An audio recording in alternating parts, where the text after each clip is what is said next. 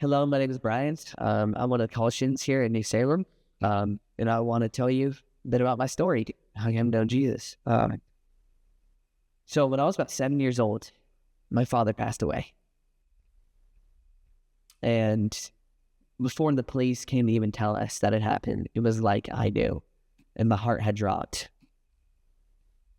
And Jesus had told me that I needed to let go of it and look to him to be saved and trust in him. And I was really angry at that. I didn't want that. And through that, Jesus showed me that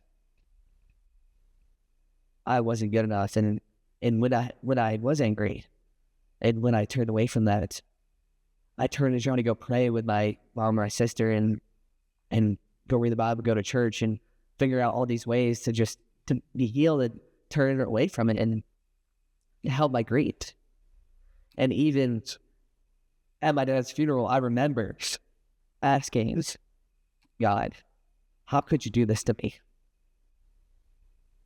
And I passed out in anger and tears at that funeral. And it just continued on. The next year, my life continued on where I was an angry child. I was angry at my mom, my sister. And ultimately, all that anger just came from anger at him, and I was trying to live my own life in my own strength. And through all that, he was faithful. And he used my mom to teach me how losing my dad wasn't forever. He wasn't gone forever, and that there was a man who I needed and who could help me see my dad again and have life and live. And after a year, my mom teaching me about Jesus, and I went up to her one day. She was upstairs in our house at the time, and I looked at my mom and said, "Mom, I need to make Jesus my Lord and Savior." And I needed him to save me.